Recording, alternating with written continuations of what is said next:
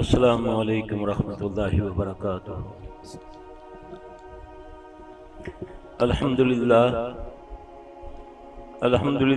نحمده ونستعینه ونستغفره ونؤمن به ونتوکل علیہ ونعوذ باللہ من شرور انفسنا ومن سیئات اعمالنا، من یهده اللہ فلا مضل له ومن یضلل فلا ہادی له، أشهد أن لا إله إلا الله وحده لا شريك له، وأشهد أن محمدا عبده ورسوله، أما بعد فإن خير الحديث كتاب الله وخير الهدي هدي محمد صلى الله عليه وآله وسلم، وشر الأمور محدثاتها وكل محدثة بدعة وكل بدعة ضلالة۔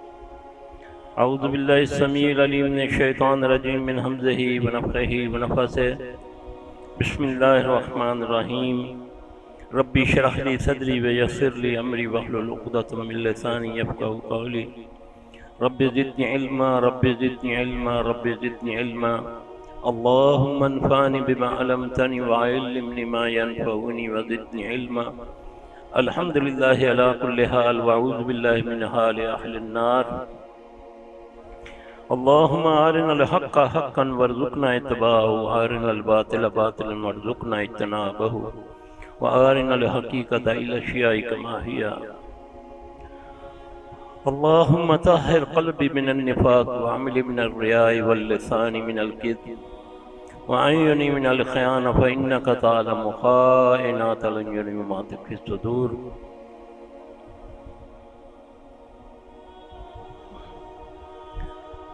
میرے بہن اور بھائیوں، ابھی بھائی نے جو بات فرمائی کہ ہر طرف پریشانی ہے، جو ہے جس کے پاس ہے وہ بھی پریشان، جس کے پاس نہیں ہے وہ بھی پریشان۔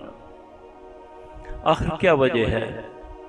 ان چیزوں پر، بیماریوں پر، پریشانیوں پر بڑے بڑے سیمینار ہوتے ہیں، بڑی بڑی کانفرنسیں ہوتی ہیں، بڑے بڑے مکالمے بولے جاتے ہیں۔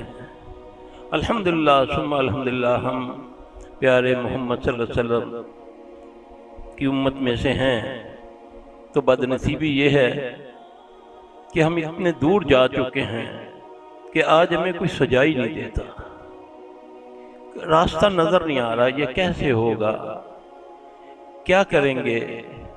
کوئی کہتا ہے جادو ہو گیا، کوئی کہتا ہے کسی نے کچھ کر دیا، جس سے پوچھو پریشان ہے، غریب ہے وہ، امیر ہے وہ۔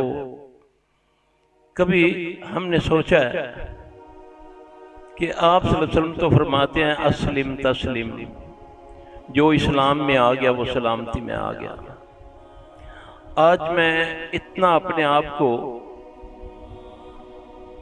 غیر محفوظ سمجھتا ہوں کہ بیٹا باہر جاتا ہے تب بھی فکر مند ہوں، بچہ اسکول جاتا ہے تب بھی فکر مند ہوں، باہر گاڑی کھڑی ہے تب بھی، نماز میں اللہ کی طرف دھیان ہونا چاہیے، جوتے کی طرف خیال آتا ہے کہیں چور نہ لے جائے۔ اتنے غیر محفوظ ہو چکے ہم، اس کی وجہ کیا ہے؟ نبی علیہ السلام صلی اللہ علیہ وسلم صحابہ کی مجلس میں بیٹھے ہوئے ہیں، تو آپ مہاجرین کو مخاطب کر کے کہتے ہیں، آپ فرماتے ہیں کہ مہاجرین کی جماعت، میں ان 5 چیزوں سے اللہ کی پناہ پکڑتا ہوں کہ وہ تم میں نہ آ جائیں۔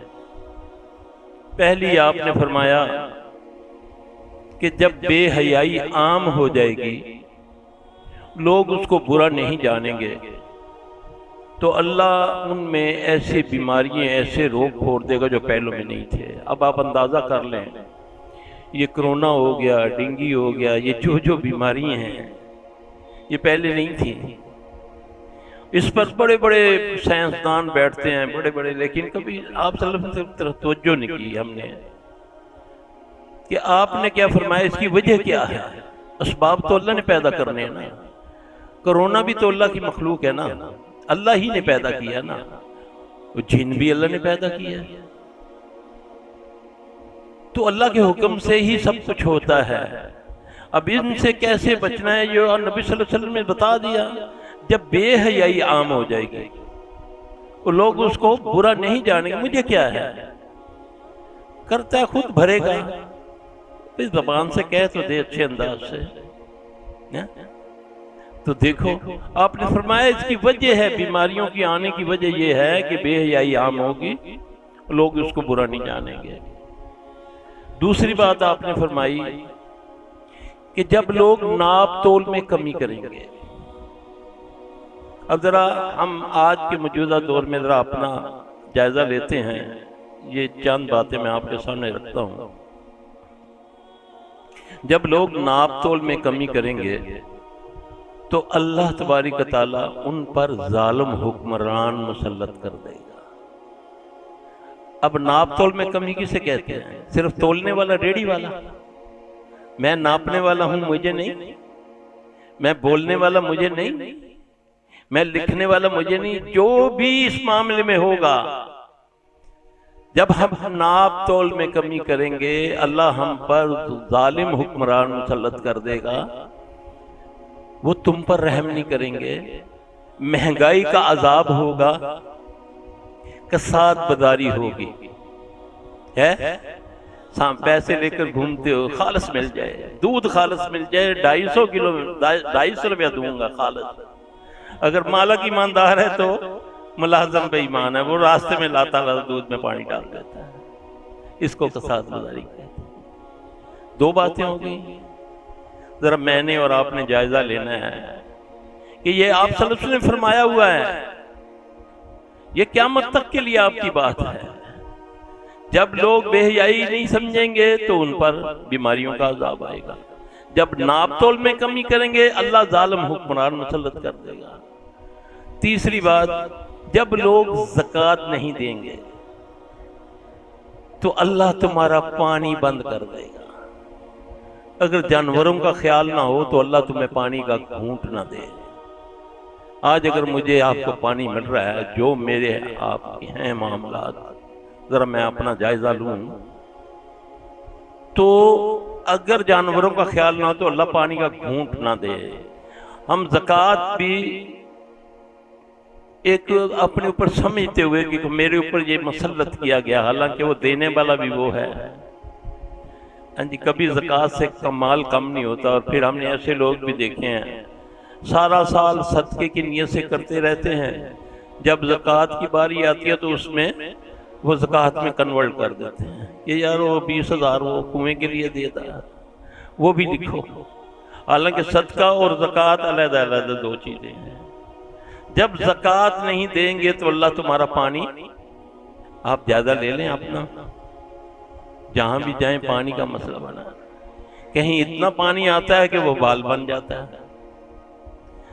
اب چوتھی بات، جب حکمران اللہ رسول کے مطابق نہیں چلیں گے، حکمراں جو ہیں اللہ اور رسول کے مطابق نہیں چلیں گے تو اللہ باہر سے دشمن تم پر مسلط کر دے گا. IMFO، world bank, Asian bank, وہ تمہارے اوپر اللہ مسلط کر دے گا. وہ تمہارا ہاتھ باندھ دے گا. اپنی مرضی سے تم کوئی پالیسی نہیں بناؤ گے، تمہارے ہاتھ باندھ دے گا اور اپنے حصے کا بھتہ تم سے لے گا. لیتا ہے سود کی شکل میں، پیسہ وہی ہے ان کا، لیکن وہ بھتہ لے رہا ہے، ہم سے سود لے رہا ہے. اس کی وجہ ہم دعویٰ تو کرتے ہیں ہم مسلمان ہیں، لیکن ایک بات ثابت نہیں ہوتی، نہ میرے جسم سے نہ میرے معاملات سے. مسلمان کا معنی نہیں میں سمجھا. مسلمان کا معنی ہے بات ماننے والا، تابعدار. جو اللہ دے، جو اس کا رسول دے، وما آتاکم الرسول فخذوہ وما نہاکم عنہ فانتہوا. جو میرا رسول تمہیں دے اسے لے لو، جسے منع کرے اسے منع ہو جاؤ. اب میں اور آپ دیکھ لیں ہمارا کیا حال ہو رہا ہے. میں تو کہتا ہوں یہ آپ صلی اللہ علیہ وسلم جو پیشن گوئی فرمائی پاکستان کے لیے فرمائی، کہ آج کے حالات سے دیکھ لیجئے جو میں چیزیں پہلے بیان کرتا آ رہا ہوں. اب پانچویں چیز یہ ہے کہ جب اللہ اور اس کے رسول کے مطابق فیصلے نہیں ہوں گے اللہ تمہیں آپس میں لڑا دے گا. تم لڑو گے، لڑے ہو ایسے ایک دوسرے کے دشمنوں کو، اتنا تو کافر بھی تمہارا دشمن نہیں ہے. یہ پیارے محمد صلی اللہ علیہ وسلم کی باتیں میں نے بتائی ہیں، کوئی سٹوری نہیں بتائی. اور اب میں لیتا ہوں ذرا جائزہ، کیا واقعی میں ہوں جو اللہ چاہتا ہے؟ ابھی میں نے جو دعا پڑھی اللہم طہر قلبی من النفاق، کیا واقعی میرا دل جو ہے نفاق سے پاک ہے؟ اللہم طہر قلبی من النفاق وعملی من الریاء واللسان من الکذب وعینی من الخیان فإنک تعلم خائنات الأعین وما تخفی الصدور۔ اے اللہ میرے دل کو نفاق سے پاک کر دے۔